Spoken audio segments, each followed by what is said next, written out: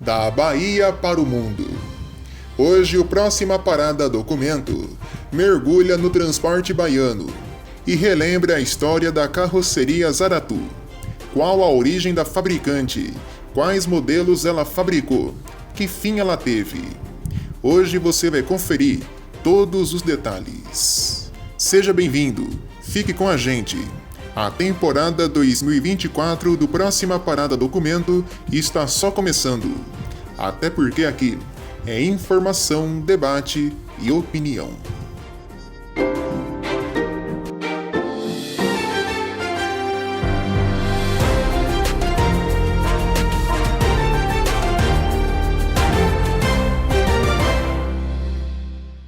Tradicionalmente, as montadoras de ônibus do Brasil ficam situadas no Rio Grande do Sul. São raríssimas as exceções de fabricantes fora do solo gaúcho. No caminho, algumas prosperaram e outras, infelizmente, acabaram tendo um fim. Entre as empresas que infelizmente nos deixaram, temos a carroceria Zaratu S.A. Porém, a origem da Aratu é bem longe do solo baiano. A fabricante teve origem na antiga montadora Bons Amigos, conhecida também como Irmãos Abreu, fundada em 1942 no Rio de Janeiro e que foi extinta em 1968. Com o fim da Bons Amigos, devido à crise internacional do mercado, as instalações foram transferidas para a Bahia e, junto de outros sócios, foi fundada a Carroceria Zaratu S.A. Nesse momento, o mercado vivia várias incertezas, justamente devido a essa crise internacional que levou diversas montadoras brasileiras ao fim.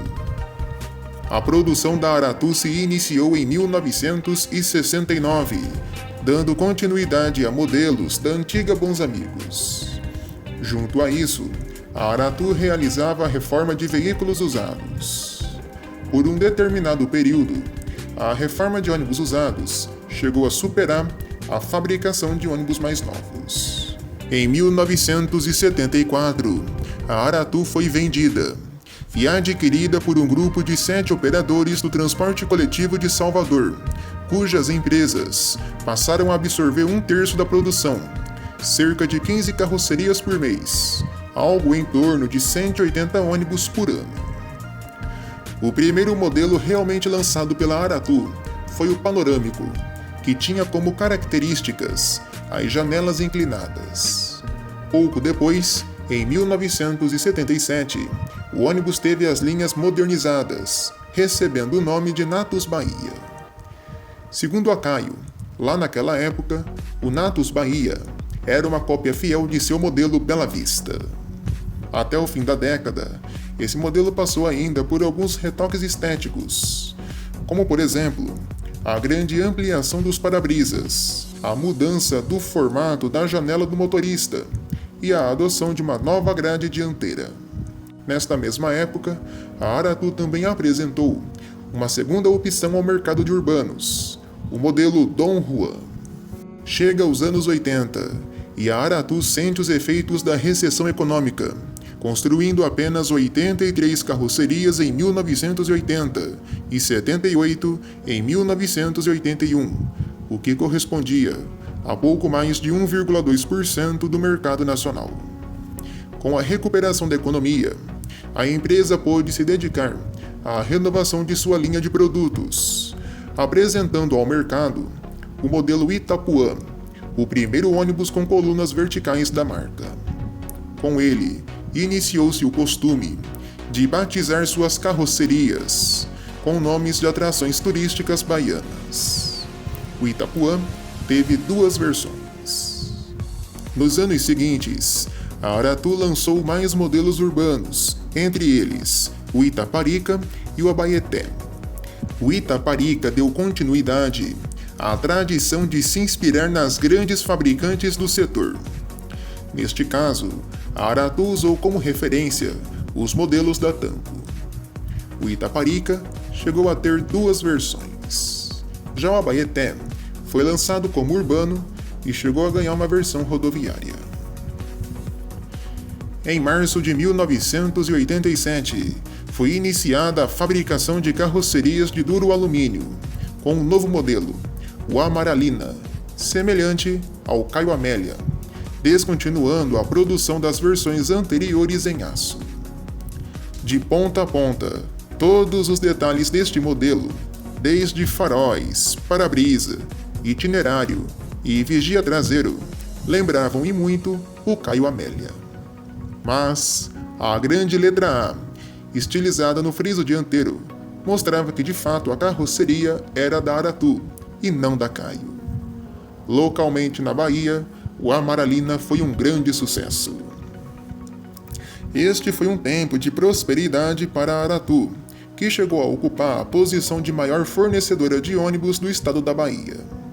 Porém, 5 anos mais tarde, detendo apenas 16% do mercado local, a Aratu recuaria o nível de produção a cerca de 120 unidades anuais. Naquela época, 3 versões eram até então fabricadas. O rodoviário Ondina, do qual poucas unidades foram construídas, e o Piatã, claramente inspirado no Marco Polo Torino, apresentado nas versões urbana e interurbana. Em 1992, a Aratu decidiu profissionalizar sua administração e racionalizar a produção, especializando-se no fornecimento de modelos urbanos e transferindo as oficinas de reforma para novas instalações. No entanto, pouco tempo depois, a fabricante foi abalada novamente por uma crise financeira, essa sim que seria fatal para o fim da companhia. Os proprietários da empresa decidiram encerrar a produção e colocaram as instalações à venda. Somente a operação das empresas de ônibus foi mantida.